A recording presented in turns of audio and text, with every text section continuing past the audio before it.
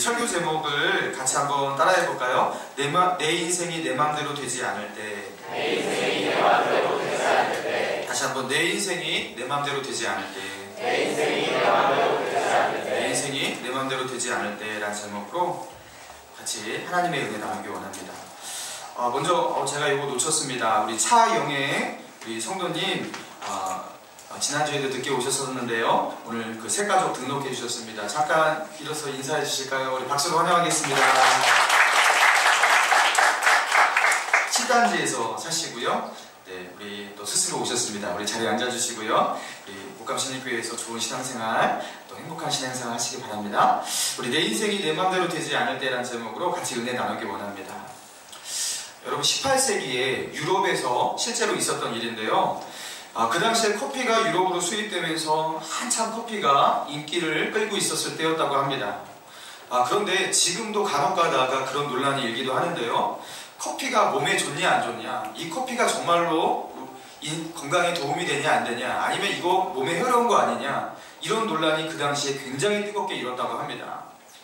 이걸 두고서 논란이 크게 일자 그 당시 스웨덴 국왕으로 있었던 구스타프 3세가 이 커피에 대해서 연구하라고 두 의사에게 명령을 합니다. 그러면서 감옥에 갇혀서 살인죄를 지고서 감옥에 갇혀있는 두 명의 죄수에게 이제 두 의사로 하여금 실험을 시키게 하는 거예요.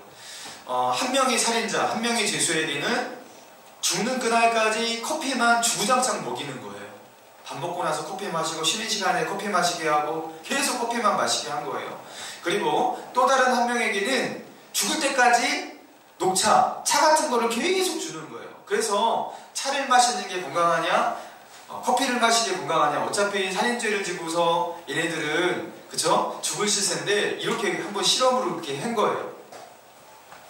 그러면서 당연히 두 죄수 중에서 커피를 주구장창 마시게 한 그 죄수가 일찍 죽을 것으로 기대하면서 이런 실험을 시켰습니다. 여러분, 그런데 결과가 어떻게 나왔는지 아세요? 그것을 연구시키라고, 연구하라고 지시했던 그 의사 있죠? 의사 두 명이 먼저 죽었습니다. 그리고 그 지시를 시킨 그 연구를 지시했던 왕은요, 암살당해서 또 먼저 죽었습니다. 그리고 커피를 주구장창 마셔왔던 일찍 죽어야 될 그 죄수는요, 90살이 되도록 장수하다가 가장 늦게 죽었다는, 그래서 그 연구 결과를 보지 못했다는, 정말로 재미있는 그 결과가 나왔어요. 예상했던 것과 정반대의 결과가 나온 거예요. 여러분, 커피가 몸에 좋다고 해요. 여러분, 저희 교회에 아메리카노가 참 맛있거든요. 오늘 집에 가시기 전에 그 1등급 아메리카노 꼭 마시고서 그렇게 집에 돌아가시기 바랍니다. 참 재미있는 과거의 사건인데요. 여러분, 사실 우리의 인생이 이와 같습니다. 우리가 예상하고 기대하던 대로 그렇게 흘러가지 않아요. 우리가 기대한 대로, 소망하는 대로 미래가 펼쳐지지가 않아요. 그래서 이 중에는요, 어떤 분들은 특히나 열심히 사시는 분들이 있잖아요. 성실하신 분들, 그런 분들은 오히려 삶에 대해서 공허함을 느낄 때가 참 많으실 거예요. 차라리 아무런 목표도 없고 아무런 욕심도 없고 계획도 세우지 않고 그렇게 그냥 되는 대로 살아간다면 공허할 일도 없고, 그렇죠? 그렇게 실망할 일도 없겠지만 열심히 살고 성실히 살고 미래의 목표를 두고 최선을 다해 살아가는 분들은 자기 뜻대로 되지 않는 자기의 삶을 경험하면서 인생 무常을 느낄 때가 참 많으실 거예요. 야, 인생이 참 부질없다, 이런 마음 느끼실 때가 참 많을 거예요. 열심히 사시는 분들이 그런 겁니다. 성실하게 사니까 나름대로 목표를 세우고 그것을 이루어내려는 어떤 성실하게 삶이 있으니까 그 속에서 때로는 실망도 많고 인생의 부질함도 많이 느끼게 되는 것입니다. 오늘 이곳에 여러분을 초대한 이유가 바로 이것 때문이에요. 우리에게 참된 위로가 되는 것, 참된 소망이 되는 것, 그거는 이 땅에 있지 않고 저 하늘에 있다는 것, 다른 곳에 있다는 것, 그것을 여러분에게 말씀드리고 싶었어요. 커피가 정말로 독성이 있어서 이 커피 마시면 당연히 빨리 죽을 것이다, 그렇게 생각하고서 실험을 지시했던 그 스웨덴 국왕의 생각과 같이, 그런데 알고 보니까 정반대의 결과가 나오잖아요. 여러분, 우리도 때로는 그런 생각을 할 수가 있어요. 종교를 가지면, 그리고 예수를 믿으면 그거 교회에 매일같이 다니면서 교회에다가 헌금 다 갖다 바치고 많은 시간들을 거기에 쓰고, 특히나 요새 TV에서 또 목사님에 대해서, 교회에 대해서 영 좋지 못한 소식도 많이 들려오고, 교회가 꼭 싸이비 같고 목사님들 꼭 이상한 것 같고, 여러분 그럴 것 같지만 여러분 다 그렇지 않아요. 제가 요새 TV를 보면서 참 너무 죄송했어요. 제가 대한민국을 대표할 수 있을 만한 그런 유명한 목사는 아니지만 참 교회를 대신해서 여러분에게 죄송하다고 말씀드리고 싶습니다. 그러나 여러분, 기독교가 나쁜 게 아니거든요. 기독교인들 중에서 그렇게 좋지 못한 교회도 때로 있고요, 그런 타락한 목사님도 있는 것입니다. 그런 걸 보면서 마음의 문을 닫지 마시기 바랍니다. 여러분, 우리가 그렇게 느끼실 때가 있잖아요. 내 인생 왜 내 뜻대로 되지 않지? 내가 많은 것을 바라는 것도 아니고 내가 큰 행복을 바라는 것도 아닌데 왜 내 마음대로 되지 않을까? 그리고 우리는 인생을 하루하루 살아가면서 체념하는 것이 하나씩 늘어갑니다. 이렇게 살다가 죽는 게 인생인가 보다, 이렇게 아쉽고 이렇게 좌절하고 이렇게 욕심 하나둘 꺾이면서 그렇게 살다가 죽는 게 인생인가 보다. 여러분, 그렇게 공허함과 체념을 우리가 느끼게 되잖아요. 여러분, 그런데 오늘 본문에, 아까 읽은 성경 본문에 이런 체념과 이런 좌절을 경험한 한 인물이 있었습니다. 자, 오늘 본문 1절과 2절을 같이 한번 볼까요?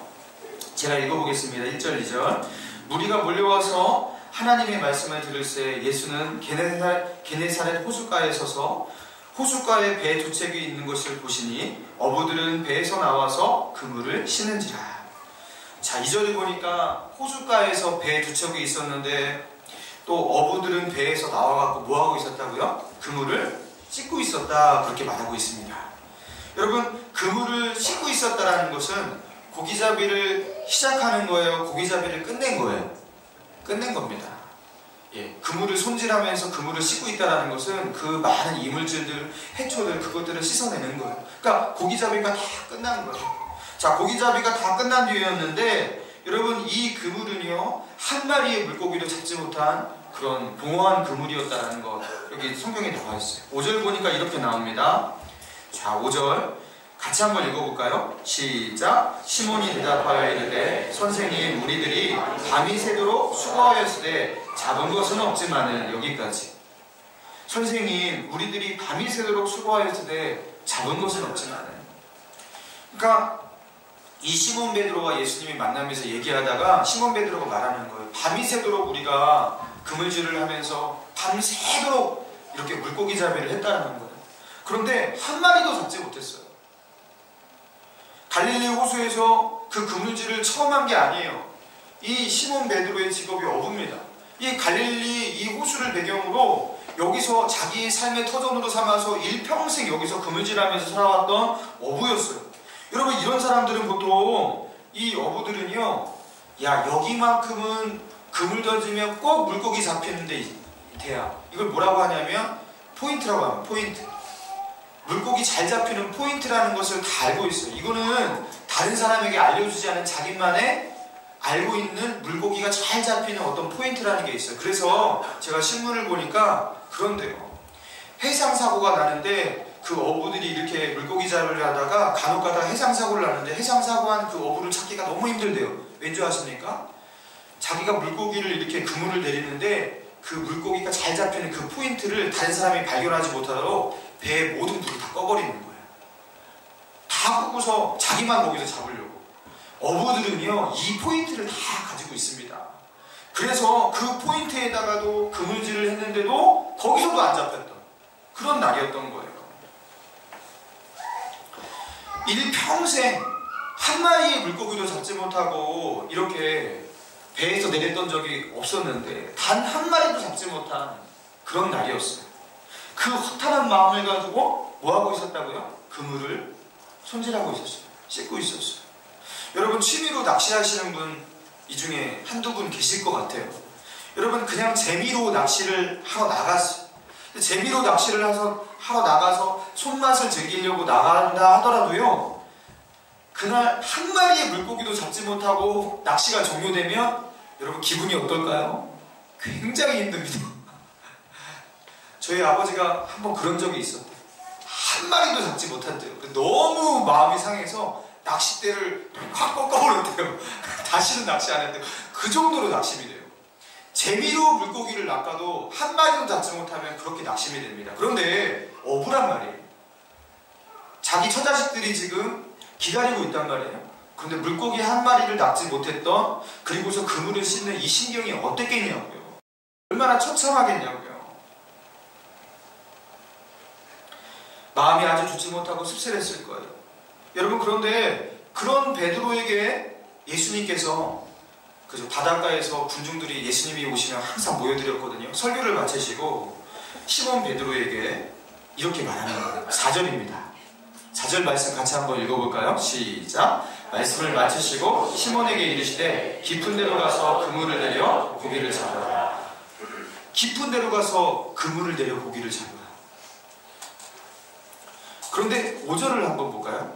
5절 보니까 시몬 베드로가 이렇게 말해요. 중간에 잡은 것은 없지만은 말씀에 의지하여 내가 그물을 내리리이다.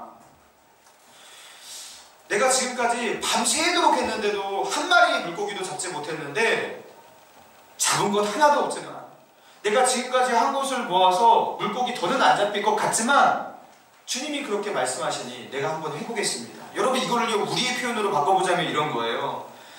내가 아무리 열심히 살아도 되는 것 하나도 없었지만은, 내가 목표를 세우고 철저히 계획하고 준비하면서 내 인생 그렇게 열심히 살아보았지만 최소한 이것 정도는 그래도 내가 손에 쥘 수 있을 것이라 생각하고 나름 최선을 다해서 일하고 노력했지만, 그래도 안 되었지만, 그래도 내 인생 가운데 남는 게 없는 인생이었지만, 그래도 주님이 이렇게 말씀하시니 내가 주님 믿고 한번 해보겠습니다.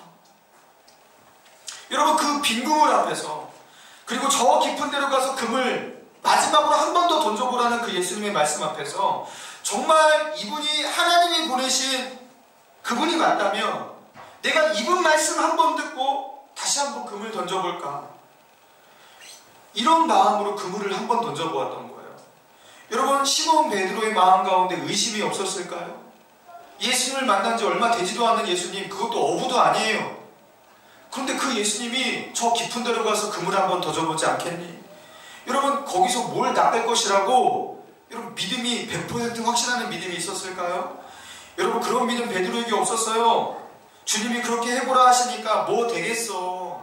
내가 밤새도록 수백 번 그물을 던졌는데도 안 됐는데 되겠어 하면서 의심하는 마음, 그리고 자기의 경험과 통합을 믿는 마음, 그런 의심과 자기를 믿는 마음이 아마 99%였을 거예요. 그러나 이분이 이렇게 말씀하시는데 정말일까? 정말일까? 하는 마음이 1%, 그래도 혹시나 하는 마음 1%, 그 1%의 마음을 가지고서 그 1%, 이분을 신뢰하면 혹시 내 인생 가운데 다른 무언가가 펼쳐지지 않을까라는 그 희망의 1%를 가지고서 주님 말씀대로 한번 해본 거예요. 그 신뢰를 가지고 그물 한번 마지막으로 던져본 거예요. 여러분, 우리가 하나님을 믿을 때 주님이 확실하게 믿어지고 하나님이 확실하게 믿어지고 난 뒤에 하나님을 믿는 사람, 여러분, 그런 사람은 없습니다. 그런 식으로 믿음이 가져지는 게 아니에요. 처음에는 의심이 많습니다. 그리고 잘 모르겠어요. 그런데 참 교회 다니는 사람들 보니까 예수 안에 행복이 있다고 말하고, 하나님을 만나고서 뭔가 변화가 되었다고 말하고, 그리고 교회에서 목사님이 저렇게 말씀하시는데 여기에 뭔가 답이 있지 않을까 하는 그런 마음으로 경청을 조금 해보는 거예요. 그리고 하나님의 말씀에 귀를 조금 기울여 보는 거예요. 그러면서 하나님께로 한 발짝만 나가보는 거예요. 그분의 말씀대로 되는지 안 되는지 그물을 한번 던져보는 거예요. 한 발짝 내디뎌보는 그 발걸음. 그런데 그 한 발자국의 발걸음 속에서 어떤 경험을 하게 되냐면 하나님의 살아계심을 경험하는, 기적과 같은 경험을 하는 그런 일들이 일어나게 된 것입니다. 여러분, 6절의 말씀 볼까요? 결과가 어떻게 되었는지. 자, 6절과 7절을 읽겠습니다. 시작. 그렇게 하니 고기를 잡은 것이 심이 많아 그물이 찢어지는지라. 이에 다른 배에 있는 동무들에게 손짓하여 와서 도와달라 하니 그들이 와서 두 배의 체험에 잠기게 되었다. 예수님의 말씀대로 그물을 정말로 한번 던져봤어요. 그런데 그 한 번의 그물질에 잡힌 고기가 얼마나 많았는지 그 그물이 어떻게 되었다고요? 6절에 보니까 찢어지는지. 물고기가 얼마나 많이 잡히면 도대체 그물이 찢어질 수가 있습니까? 자, 그리고 그것을 배에 실으려고 하니까 배가 잠기게 되어서 실을 수가 없어서 다른 배까지, 다른 동물까지 불러갖고 두 배에다가 나눠 실었는데도 배가 잠기게 되었다. 너무 무거워서. 여러분, 시몬 베드로는요, 자기가 일평생 어부로 살아가면서 이런 경험을 처음 해봤어요. 밤새도록 잡히지 않던 그 물고기가 한 번의 그물질로 두 배를 잠기게 할 수 있는 그 물고기를 낚는 이 경험을 처음 해봤을 거예요. 밤새도록 자기의 힘으로, 자기의 경험으로, 자기가 그동안 살아왔던 인생의 경험과 노하우 포인트마다 그물을 던졌는데, 그렇게 수고해도, 밤새서 수고해도 안 되던 그것이 주님의 말씀 한마디에 되어버리는 이 기적을 경험했어요. 이 경험을 하니까요, 물고기를 이렇게 배가 잠기도록 잡게 되니까, 야, 대박이다. 오늘 이 물고기를 팔아치우면 집 한 채 사겠다. 그리고 이 물고기를 팔아서 오늘 소고기 저녁에 사 먹어야겠다. 야, 이러면서 룰랄라 집에 갔냐? 여러분, 그렇지 않았어요.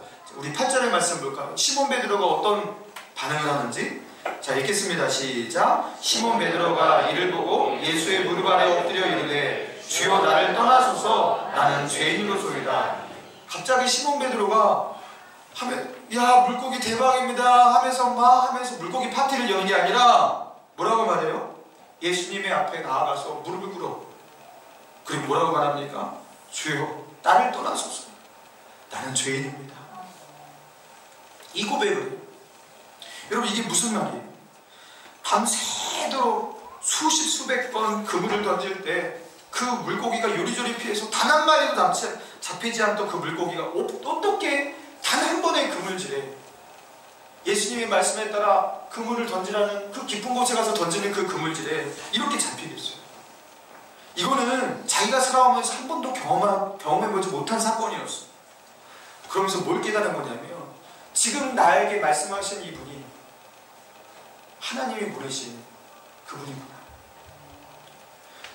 자기가 하나님 앞에 서 있는 것 같은 그런 경험을 하게 된 거예요. 그리고 그 하나님의 임재 앞에서 자기가 죄인이라는 것을 고백할 수밖에 없었어요. 여러분, 성경에서, 기독교에서 말하는 죄는요, 세상에서 말하는 죄와 좀 달라요. 여러분, 어부가 무슨 죄를 그렇게 지었길래 자기를 죄인이라고 하겠습니까? 성경에서 죄라는 것은 다른 것이 아닙니다.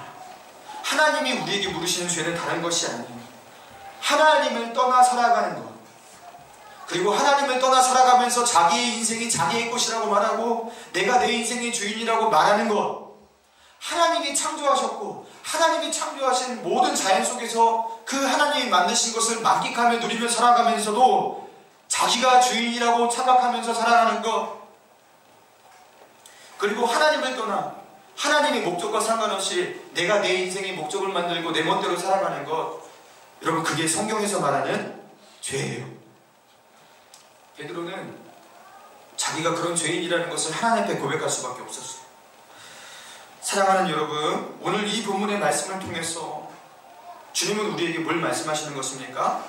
하나님은 시몬 베드로를 이렇게 이런 순간에 이렇게 만나주시듯이 지금도 우리를 그렇게 만나신다라는 거예요. 먼저 우리에게 빈 그물을 경험하게 하십니다. 그물을 아무리 던져도 물고기가 들어오지 않는 인생의 허탈함을 경험하게 하세요. 나는 소박한 행복을 원했어요. 그냥 가족의 평안과 가족이 단란한 그런 행복을 원했는데 그것도 내 뜻대로 되지 않는 좌절을 경험하게 하세요. 나는 큰 부자가 되길 원하는 것도 아니에요. 그저 평범하게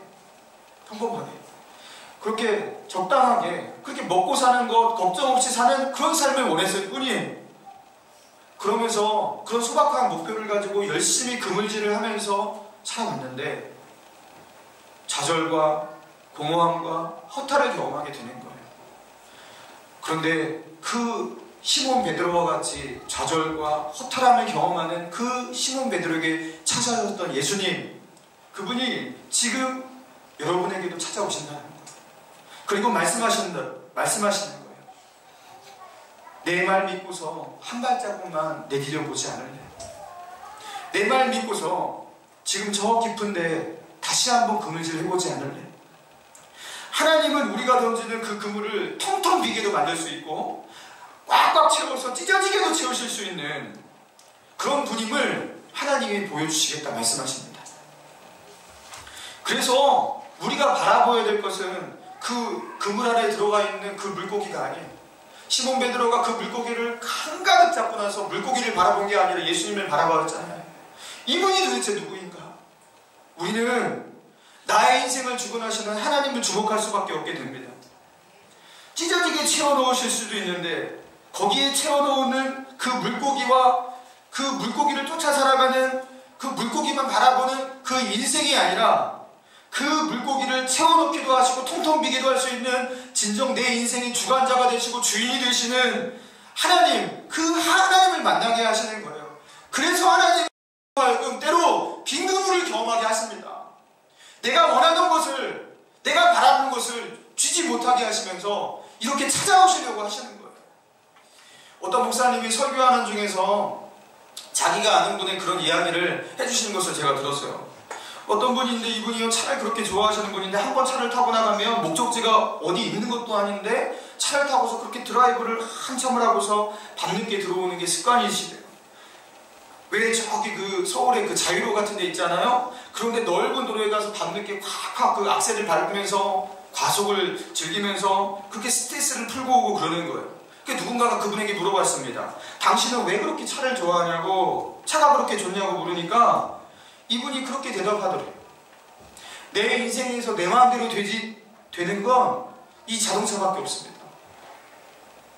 좌측으로 핸들을 돌리면 좌회전이 되고 우측으로 핸들을 돌리면 우회전이 되고 확 돌리면 유턴도 할 수 있고 멈춰설 수도 있고 내가 내 인생 속에서 내 마음대로 되는 건 이 자동차 하나밖에 없습니다.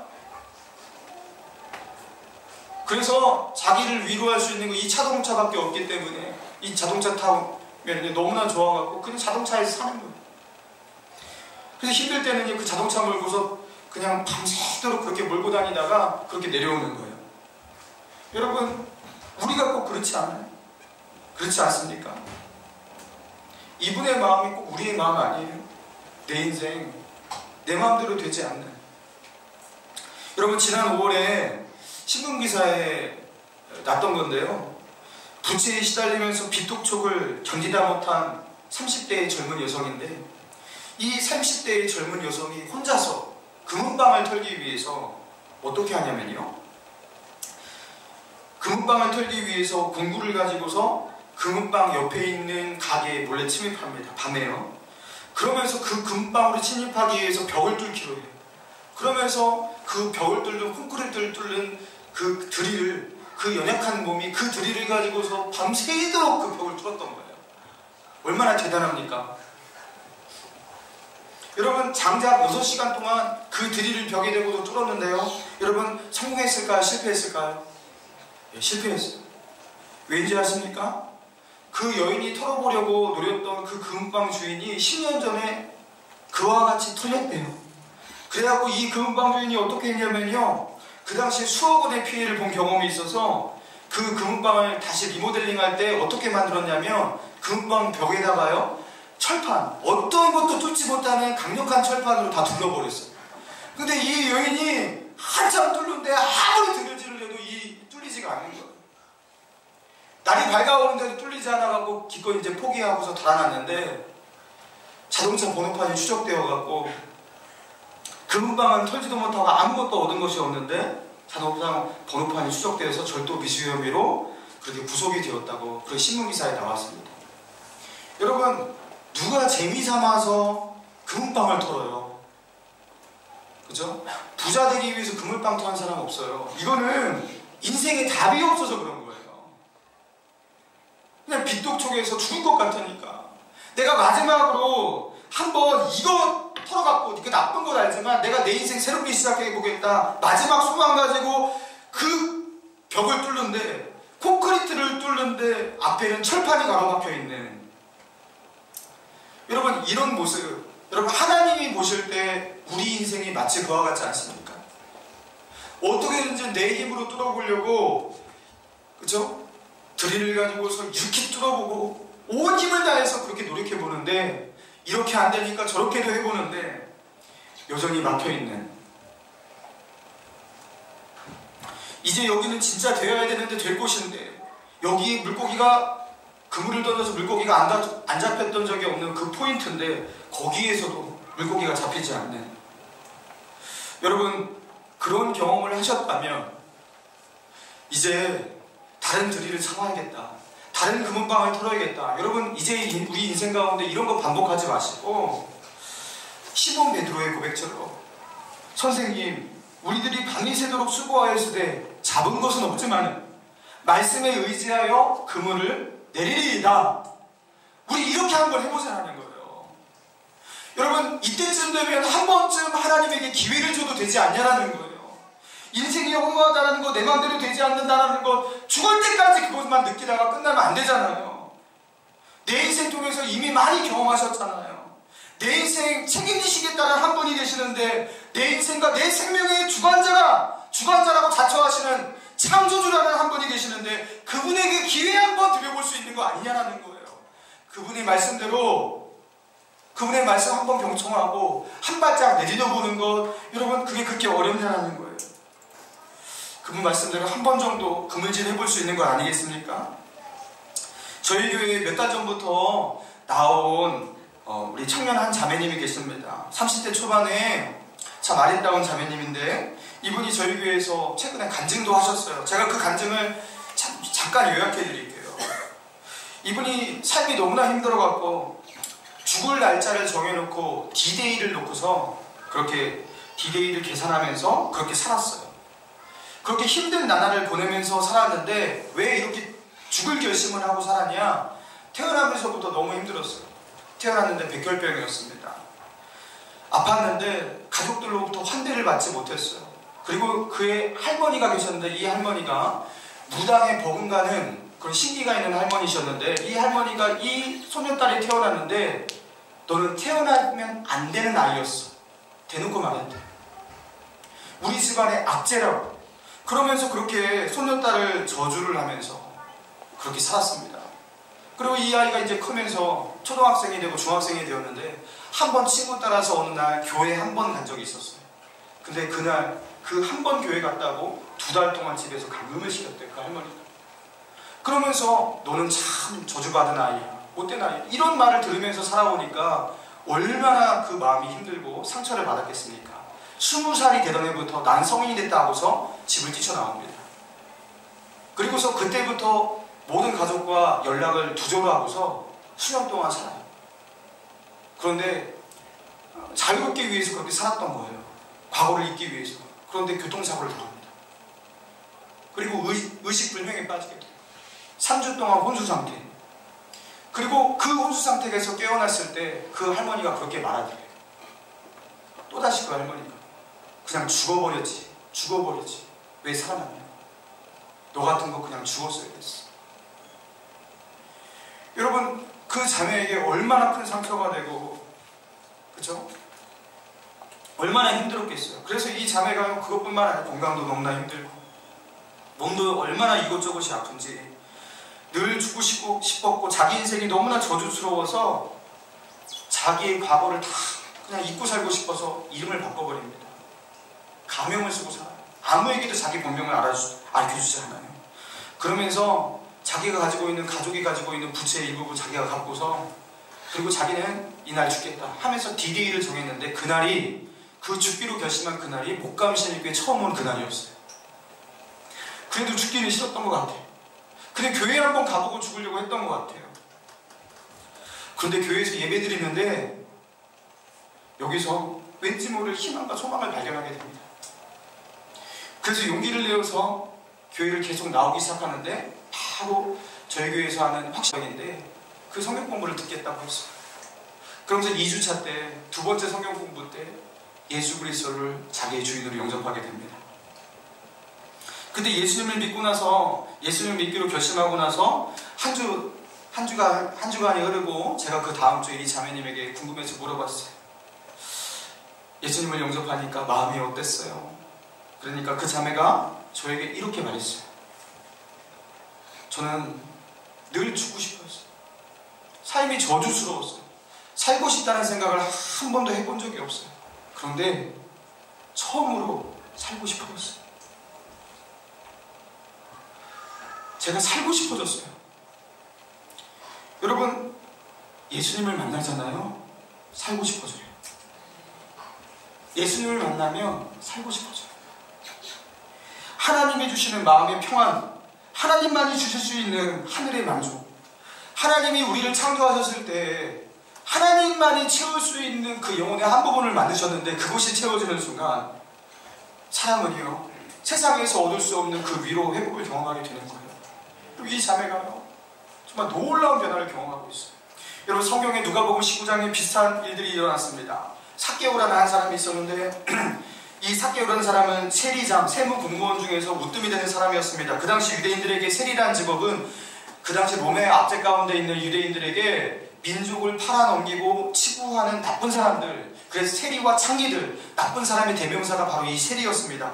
돈밖에 모르는 사람, 그래서 이웃과 민족도 팔아먹는 사람, 그런 사람이 바로 이 세리였어요. 그런데 이 세리가 예수님을 오늘 만납니다. 예수님을 자기 집으로 초청합니다. 그리고 그 예수님을 만나고 난 뒤에 이 삭개오가 어떻게 고백하냐면 누가복음 19장 8절에 우리 같이 한번 읽어볼까요? 삭개오의 고백입니다. 시작. 삭개오가 서서 주께 여짜오되 주여 보시옵소서, 내 소유의 절반을 가난한 자들에게 주겠사오며 만일 누구의 것을 속여 빼앗은 일이 있으면 내 갑절이나 갚겠나이다.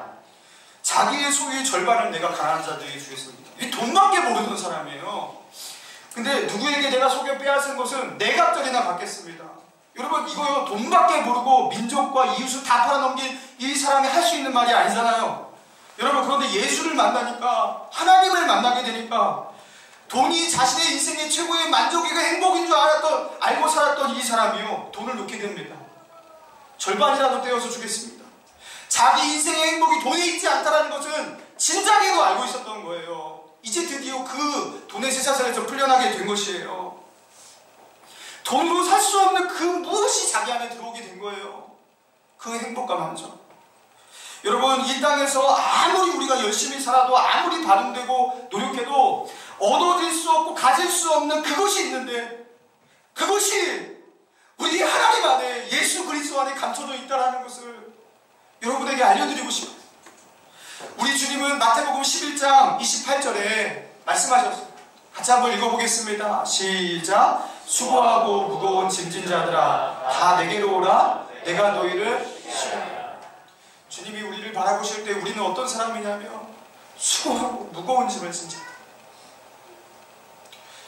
여러분, 감당할 수 없는 무거운 짐을 지고 살고 계십니다.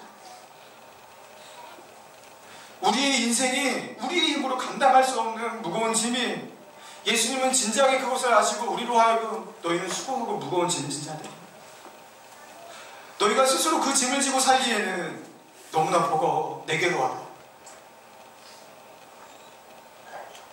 내가 너희를 쉬게 할 것이다. 여러분, 어떠한 종교에도 종교의 교주가 이렇게 말하는 것은 없어요. 알라가 이렇게 무하메드가 말했습니까? 아니에요. 석가모니가 이렇게 말합니까? 아니에요. 뭐 소크라테스? 누가 이렇게 말합니까? 내가 너희를 쉬게 할 것이다. 내게로 오라. 이렇게 말하는 교주나 이런 사람은 없어. 이거는 정말로 그렇게 할 수 있으니까 그렇게 하시는 말씀이에요. 저는 이론적으로, 논리적으로 하나님을 여러분에게 증명하고 싶지가 않아요. 제가 그렇게 해봤자 이 30분 남짓한 시간에 구구절절하게 그렇게 해봤자 설득하고 넘어갈 분들이 없어요.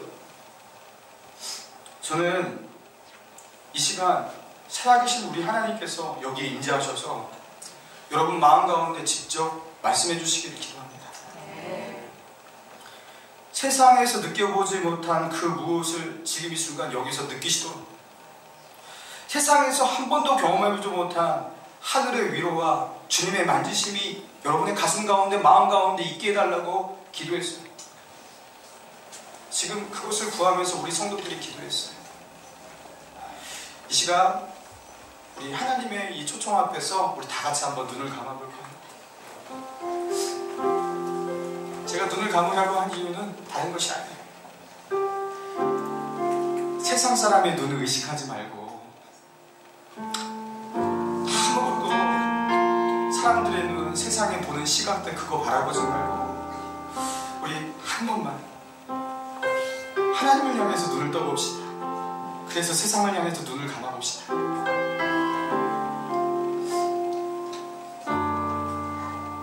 하나님 정말로 살아계시다면 시몬 베드로에게 이렇게 찾아오신 예수님처럼 지금 이 시간 나를 이렇게 찾아와 주옵소서. 그리고 나를 만나 주시옵소서.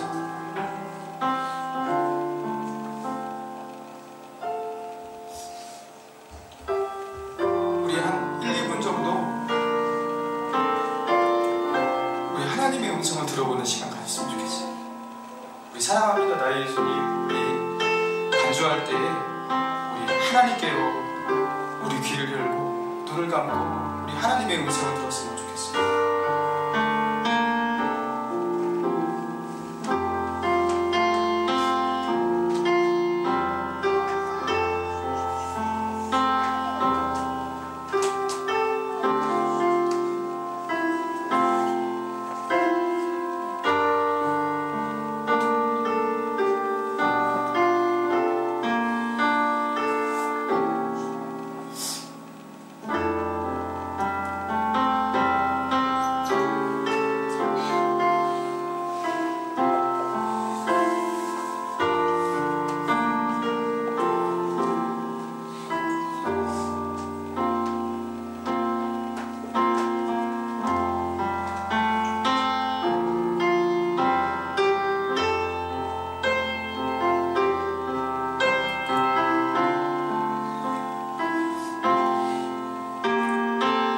수고하고 무거운 짐진 자들아 다 내게로 오라. 내가 너희를 쉬게 하리라. 주님만이 우리를 쉬게 할 수 있어요. 이 말씀 다 믿지 않으셔도 돼요. 베드로같이, 시몬 베드로같이 1% 여러분 마음 가운데 의구시 99%도 괜찮아요. 1% 진짜인가? 정말인가? 그러면 내가 한번 해볼게요. 이런 마음으로 우리 주님에게 주님이 정말로 나를 구원하시고 나의 인생의 답이 되신 분이라면 내가 주님을 믿어보겠습니다.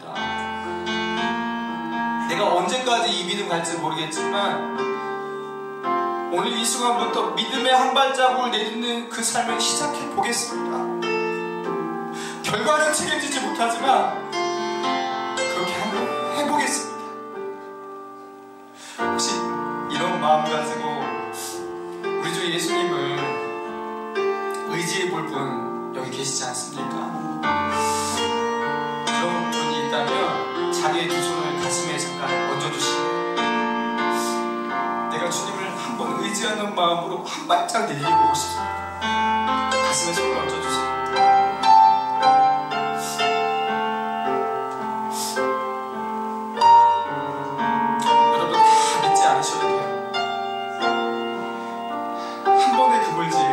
내가 그렇게 내 마음대로 내 뜻대로 다 해봤는데 주님께 한번 기회 드리고 싶습니다. 우리 가슴에 손을 얹읍시다. 그리고 저를 따라서 같이 한번 기도했으면 좋겠습니다. 제가 한마디 기도하면 같이 따라하시면 됩니다. 사랑과 은혜가 충만하신 하나님, 수고하고 무거운 짐을 진 주님의 아들과 주님의 딸 여기 지금 앉아 있습니다. 주 예수여 내게로 오셔서 나의 주인이 되어 주시고 나의 인생을 인도하여 주옵소서. 다 내게로 오라. 내가 너희를 쉬게 하리라. 주님 때문에 내가 쉴 수 있게 하여 주옵소서. 하늘의 평안이 내게 임하게 하여 주옵소서. 주님 믿고서 한 발짝 옮기겠습니다. 주님 믿고서 다시 한번 금을 던지겠습니다. 나의 주님이 되어 주옵소서.